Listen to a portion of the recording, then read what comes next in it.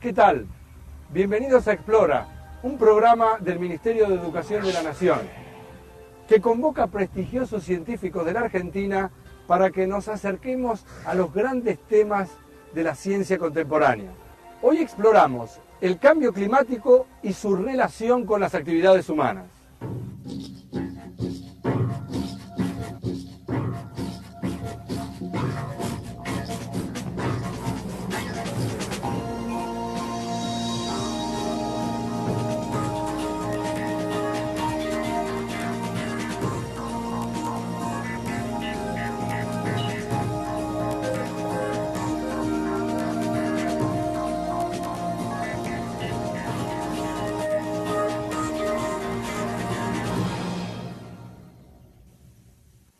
En los últimos años se ha hablado frecuentemente del cambio climático. Es más, es un tema que está instalado en la sociedad. De hecho, se escribe o se habla muchísimo sobre variaciones de temperatura o del efecto invernadero. Fenómenos como el tsunami en Indonesia, como los huracanes en Estados Unidos o las inundaciones aquí en la Argentina, en la provincia de Santa Fe, han generado un debate público. Especialistas y políticos debaten sobre las responsabilidades que le caben al hombre en estos cambios que se producen en el clima del planeta. Y naturalmente estos cambios afectan el normal desarrollo de todas las formas de vida. Para empezar, una breve definición de lo que es el cambio climático. Para eso hablamos con una experta, con una profesora de la Universidad de Buenos Aires, de la Facultad de Ciencias Exactas y Naturales, la doctora Inés Camilioni. El cambio climático es la variación del clima, de parámetros meteorológicos que tienen que ver con la atmósfera durante un periodo prolongado de tiempo y en una forma significativa.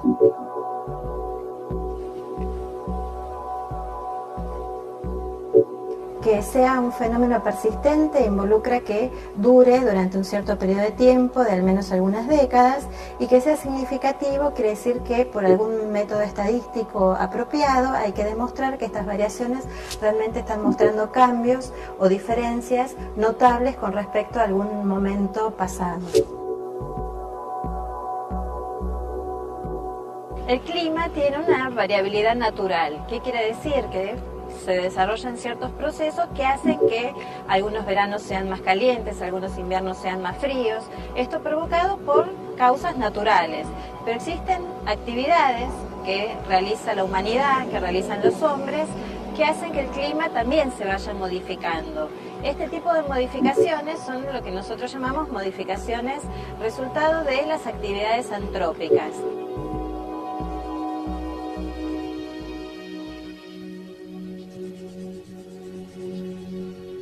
Entre las acciones del hombre que modifican el clima se pueden distinguir dos causas principales. La primera tiene que ver con el reemplazo de las superficies naturales por superficies construidas, por ciudades, por embalses, o el reemplazo también de coberturas vegetales a través del proceso de deforestación.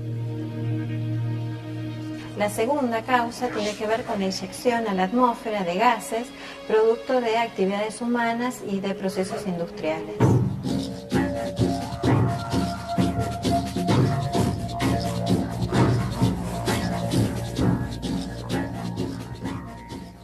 Varios organismos internacionales debaten con preocupación sobre cuál es la relación que hay entre la acción del hombre y los cambios de clima que se han observado en el planeta en las últimas décadas.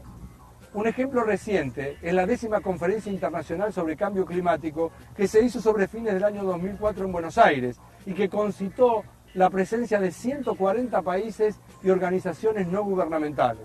Aprovechemos ahora para ver cuáles son los cambios climáticos que se han registrado en los últimos tiempos. En los últimos años se produjeron cambios climáticos concretos, como el aumento de la temperatura media global de 0,6 de grado en los últimos 150 años, cambios en los niveles de precipitación, esto significa aumentos en la lluvia en algunos lugares y descensos en otros, retroceso en la mayor parte de los glaciares del mundo. Lo importante de estos cambios es que se produjeron en un periodo de tiempo suficientemente corto que nos permite descartar muchos de los factores naturales que citamos previamente que tenían que ver con procesos geológicos o astronómicos. Y es por este motivo que todos estos cambios pueden ser en gran medida asociados a las acciones humanas sobre el clima.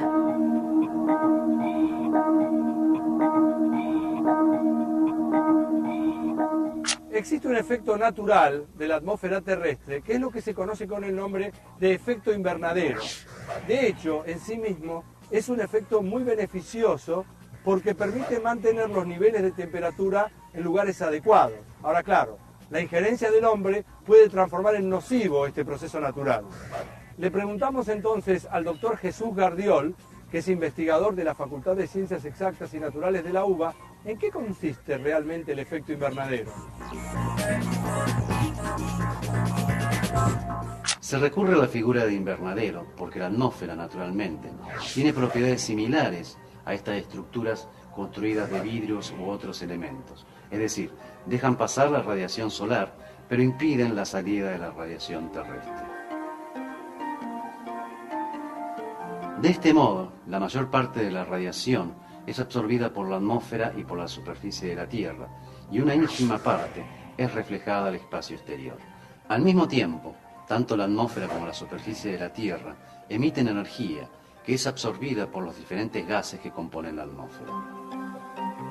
Este efecto de invernadero es el que hace que la temperatura de la superficie de la Tierra sea más alta que si no existiese la atmósfera.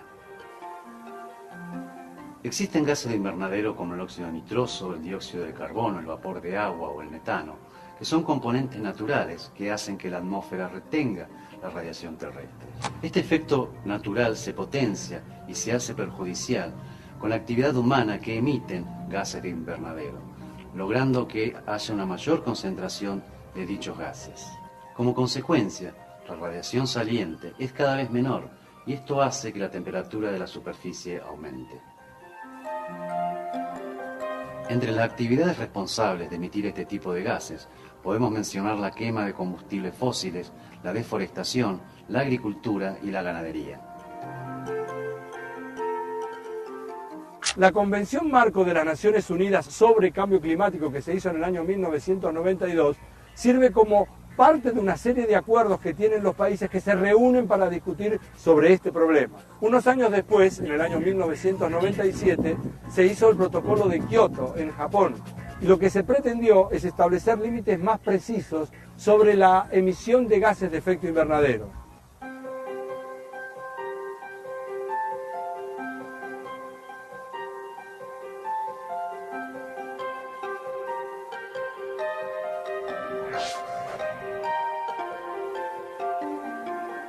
La Convención Marco de las Naciones Unidas sobre el Cambio Climático establece como principal objetivo estabilizar las concentraciones de gases de efecto invernadero en la atmósfera a un nivel que impida interferencias peligrosas con el sistema climático.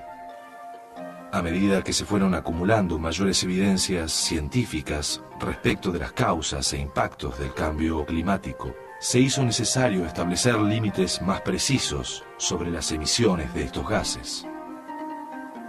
Así, en 1997, los gobiernos de varios países se manifestaron a favor de la adopción del Protocolo de Kioto, que comparte los principios y preocupaciones establecidos en la Convención de 1992.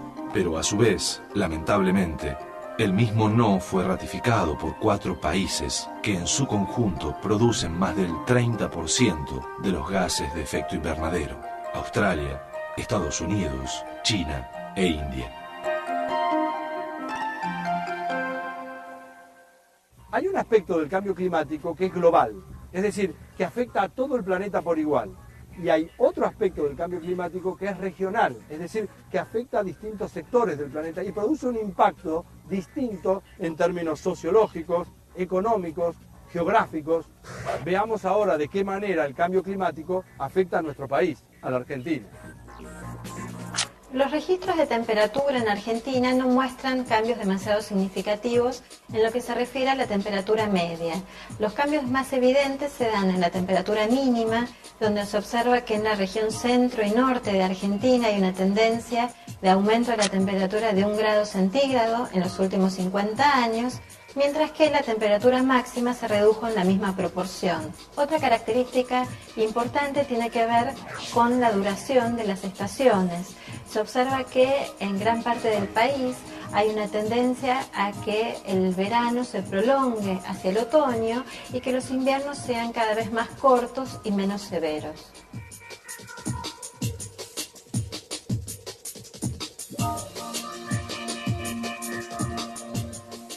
A diferencia de lo que ocurre con la temperatura, la precipitación es una de las variables meteorológicas con cambios más evidentes en Argentina.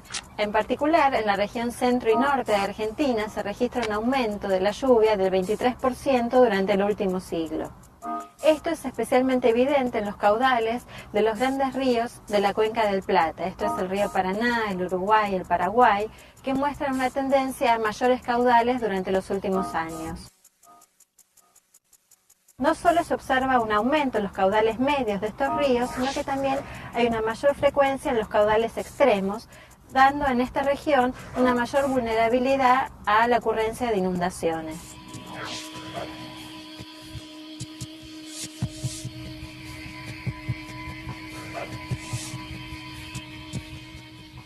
En contraste con lo que ocurre en la zona de la Cuenca del Plata, existe una región de Argentina que muestra tendencias negativas con respecto a la precipitación. Esto es el área de Cuyo y Comahue, que muestran durante el último siglo una tendencia a una reducción de la lluvia del orden del 50%. Esto tiene impactos bastante importantes sobre los caudales de los ríos, que están principalmente alimentados por las masas de agua de deshielo de alta montaña. Esto sin duda puede tener consecuencias bastante importantes para la provisión de agua de toda esta región, que se encuentra frente a riesgo de un déficit hídrico para los próximos años.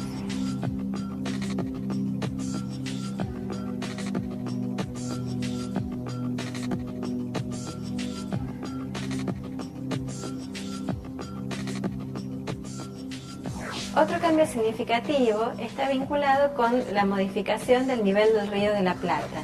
En el último siglo, en el puerto de Buenos Aires, el nivel del río aumentó 17 centímetros. En los últimos años aumentó la frecuencia de vientos del este sobre el estuario del río de la Plata y también aumentó la frecuencia de ocurrencia de sudestadas. Esta situación pone en riesgo de mayor frecuencia de inundaciones a toda la franja costera del área metropolitana y también aumenta las posibilidades de erosión en toda la zona costera. En el próximo bloque de Explora vamos a analizar las inundaciones que ocurrieron en Santa Fe, en nuestro país, en el año 2003. De hecho, vamos a ver cómo una verdadera catástrofe nos enseñó a pensar cómo se puede modificar la vida en función de un desastre natural. Pero al mismo tiempo vamos a pensar y a entender cómo lo social y lo político tuvieron una incidencia tan fuerte que produjeron consecuencias mucho peores que las meramente naturales. Seguimos ahora en Explora. El capítulo de hoy está dedicado al cambio climático y su relación con la actividad humana. Las inundaciones de la provincia de Santa Fe tocaron la vida de 24.000 hogares. Dejaron 130.000 evacuados sobre una población total de 500.000. Pero la situación fue muchísimo peor porque las aguas avanzaron sobre una población que tenía una pobreza preexistente y una cantidad de desocupados realmente altísima. Por su ubicación, la ciudad de Santa Fe está naturalmente expuesta a una situación de inundación. ¿Por qué? Porque está enclavada en la convergencia de dos grandes ríos, como el Paraná y el Salado. De hecho, esto hace que sea mucho más propensa para la inundación. Ahora, claro, naturalmente el debate público se generó. ¿Se podría haber previsto esto? Al respecto, hablamos con la doctora Claudia Nattenson, que es geógrafa de la Facultad de Filosofía y Letras de la UBA.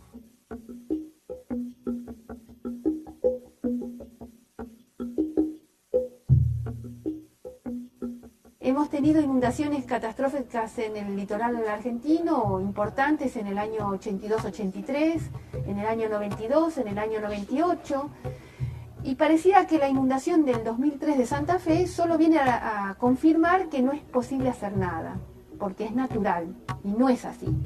Soy Elvira, la mamá de Mauricio Medrano, que está desaparecido. A cualquier persona que sepa de él, por favor, que se comunique con la manzana. Aun cuando las causales de tipo físico-natural sean efectivamente importantes, las sociedades históricamente han podido enfrentar este tipo de fenómenos. Entonces, nosotros nuevamente nos preguntamos por qué en Santa Fe el impacto fue tan terrible, fue tan importante. Para contestar este tipo de cuestiones, nosotros hemos encontrado un buen marco teórico en lo que es llamada la teoría social del riesgo. En este marco debemos considerar efectivamente 4 dimensiones por lo menos para poder enfrentar este tipo de problemas. Uno lo hemos llamado peligrosidad, que tiene que ver con las características peligrosas o la amenaza que proviene de los fenómenos físico-naturales en sí. El segundo es la exposición, que tiene que ver con la distribución en el territorio de bienes y personas y qué es lo que está expuesto frente a esos peligros. El tercero lo hemos denominado vulnerabilidad social, y tiene que ver con cómo la sociedad está funcionando en la normalidad y con qué capital cuenta para enfrentar situaciones extraordinarias.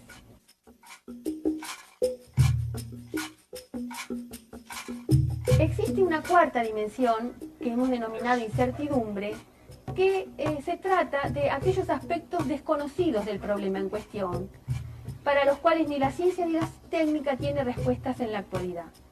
La incertidumbre crece a expensas de los desconocimientos de las otras 3 dimensiones que hemos mencionado y se maneja políticamente, es decir, no hay posibilidades de establecer una solución científico-técnica, entonces la solución va a pasar por la decisión, por lo político, por lo social. Es interesante lo que propone la doctora Nathanson, porque nos permite darle un marco conceptual diferente al análisis de lo que sucedió en la catástrofe de Santa Fe en el año 2003. No solamente hay que analizar los agentes naturales, eso está bien, sino que también hay que pensar en lo que ella llama la teoría social del riesgo, es decir, la peligrosidad, la incertidumbre, la disposición, la vulnerabilidad social. Estas son 4 dimensiones diferentes que nos permiten abordar el problema de una manera distinta. Si la incertidumbre es aquello que no se conoce, en el caso de Santa Fe podemos encontrar que falta información hidroclimática para poder desarrollar sistemas de alerta locales. Que den información a ver si Santa Rosa de Lima se va a llenar de agua o no, o si no hay peligro todavía. Desde el punto de vista de la exposición, ha faltado también lo que son llamadas, el desarrollo de lo que es llamado medidas blandas, planes de contingencia que prevean la posible llegada de una inundación, para la cual la población se prepara haciendo ejercicios de simulación. ¿A qué hora más o menos va a llegar el agua acá? Porque yo me estoy evacuando solo Y desde el punto de vista de la vulnerabilidad social, cuanto mejor esté la sociedad desde el punto de vista económico, mejor va a poder responder y con más recursos va a poder contar para recuperarse en el caso de un impacto de esta naturaleza. Tuvimos la inundación del 82 y bueno, en ese momento se dijo, es una situación extraordinaria, es la máxima centenal. Pero pocos años después, en el 92, volvimos a tener una inundación importante en el litoral argentino. Y luego en el 98, otra más. Entonces, aquello que parecía que era extraordinario, se va transformando en algo normal. Tenemos que convivir con las inundaciones como pulsos naturales. La sociedad, para manejar este tipo de cambio, debe manejar estas incertidumbres previendo, estableciendo planes que nos permitan prever qué es lo que va a pasar y obrar en consecuencia.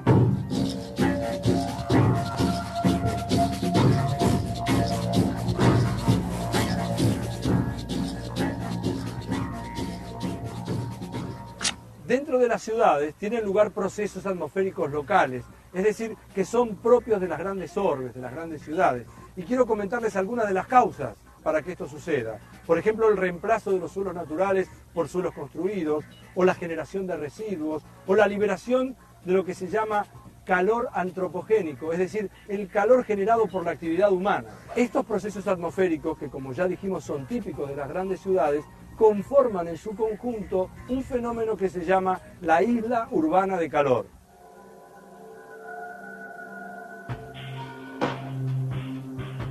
La isla urbana de calor es un fenómeno que hace referencia a las diferencias de temperatura que se registran entre una ciudad y su entorno rural. En general se observa que durante las noches, en las que hay poco viento y hay poca nubosidad, la ciudad muestra temperaturas más elevadas que su entorno rural. Recibe este nombre de isla urbana de calor haciendo referencia a que la temperatura suele ser más alta en el centro de la ciudad y tiende a ir disminuyendo a medida que uno se va alejando hacia las zonas rurales cercanas. Las causas de la isla urbana de calor son principalmente 4. La primera está asociada a los materiales que se usan en una ciudad, esto es hormigón, cemento, pavimento, y además a la geometría de las construcciones urbanas que favorecen una mayor absorción de la energía proveniente del sol. Una segunda causa está vinculada con la liberación del calor que se produce a través de las actividades humanas, esto es, a través de la calefacción, a través del uso de diferentes combustibles. La tercera causa de la isla urbana de calor está vinculada con una disminución de la evaporación en ambientes urbanos asociada al reemplazo de las superficies naturales por superficies construidas. Hay una cuarta causa que está vinculada con los contaminantes que están en suspensión en la atmósfera de las ciudades. Estos contaminantes actúan recibiendo la radiación del sol, reemitiendo esta radiación en diferentes direcciones, donde una de estas direcciones es particularmente la superficie terrestre y por lo tanto en el suelo se va a recibir mayor cantidad de energía. Esta energía va a calentar más la superficie en una zona urbana y por lo tanto el aire que está en contacto con esta superficie se va a ir calentando cada vez más.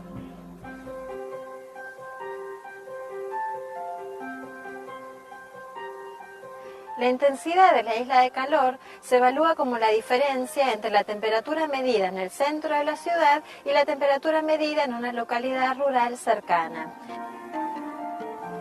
Los factores que determinan la intensidad de la isla de calor son factores meteorológicos como la nubosidad y la velocidad del viento, factores asociados a la estructura de la ciudad, esto es el tamaño de la ciudad y la población, o factores que están vinculados con la época del año y la hora del día.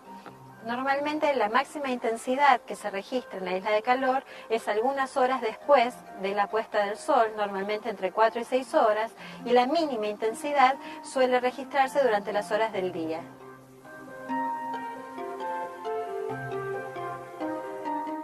La isla urbana de calor produce efectos meteorológicos, económicos y hasta biológicos, y en todos los casos produce impactos positivos y negativos. Vamos a ver ahora cuáles son esos efectos. Desde el punto de vista meteorológico, una de las consecuencias de la isla urbana de calor está asociado al aumento de la precipitación en zonas urbanas comparados con el entorno rural. La isla urbana de calor actúa de forma tal que el aire más cálido que está sobre la atmósfera de la ciudad es forzado a ascender al tener mayor temperatura. En este proceso de ascenso se va enfriando y actúa haciendo que la humedad que contiene condense y dé origen a nubes y precipitación. Este aire que está forzado a ascender es normalmente reemplazado por una brisa de aire más fresco que llega a la ciudad proveniente desde las zonas rurales cercanas. Las consecuencias socioeconómicas se traducen en modificaciones en los requerimientos de energía en ambientes urbanos. En el invierno, las mayores temperaturas que se registran en una ciudad hacen que las necesidades de energía para calefacción sean menores y por lo tanto es un impacto beneficioso. Pero como contraparte, durante el verano, mayores temperaturas van a estar asociadas a un mayor requerimiento de energía para aumentar la refrigeración. Uno de los impactos negativos de la isla urbana de calor está asociado a los efectos sobre la salud. En esta figura se presenta la evolución del número de muertes en la ciudad de Buenos Aires en función de los valores de la temperatura. Lo que se observa es que a medida que la temperatura aumenta, el número de muertes va disminuyendo porque hay menor riesgo de enfermedades cardiovasculares y respiratorias. Esto sucede hasta que la temperatura aumenta hasta un nivel tal, hasta una temperatura crítica determinada, en el que comienzan los efectos de un estrés térmico sobre la población en riesgo, de forma tal que, pasada esta temperatura umbral, el número de muertes comienza a aumentar. El hombre, desde la ciencia, trata de aminorar el impacto que se genera sobre la naturaleza cada vez que produce algo. Y por eso en esta última parte de Explora quiero presentar una disciplina singular. Se llama bioarquitectura o diseño bioambiental. Vamos a consultar ahora a la arquitecta egresada de la Universidad de Buenos Aires, Silvia de Schiller, y ella nos va a explicar que los edificios nunca son inocentes. La edificación siempre altera el medio ambiente y el clima.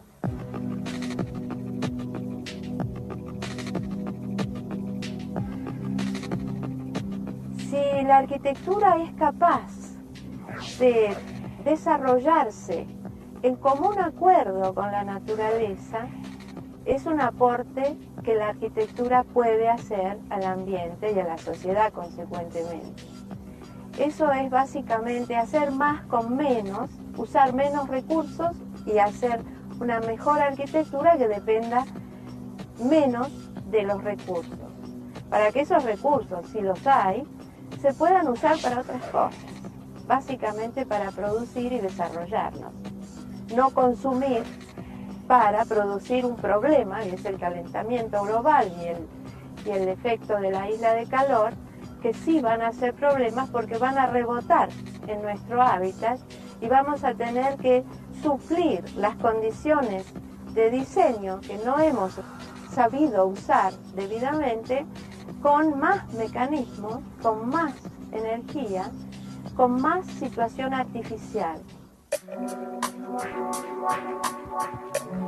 Los edificios impactan, no son inocentes. Los edificios siempre modifican el clima y el medio en el cual se encuentran. La manera en que impactan es lo que tratamos de evidenciar y de enseñar en nuestra arquitectura bioambiental.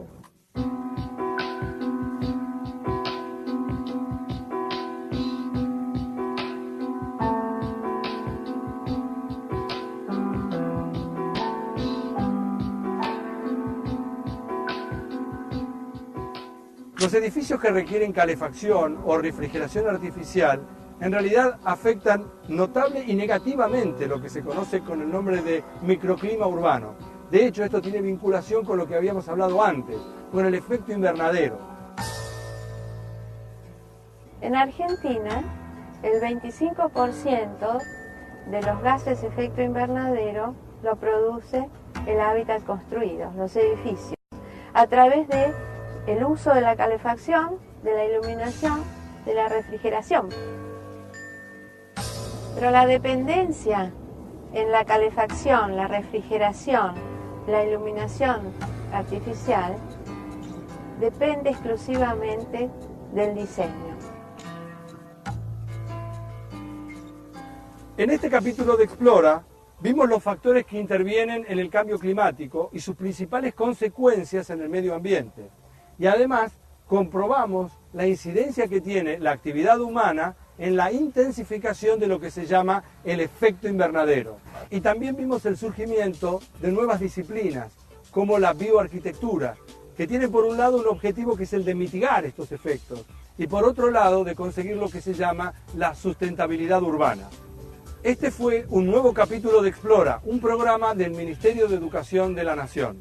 Soy Elvira, la mamá de Mauricio Medrano, que está desaparecido. ¿A qué hora más o menos va a llegar el agua acá? Porque yo me estoy evacuando solo. Empezó a entrar, y cada vez más rápido.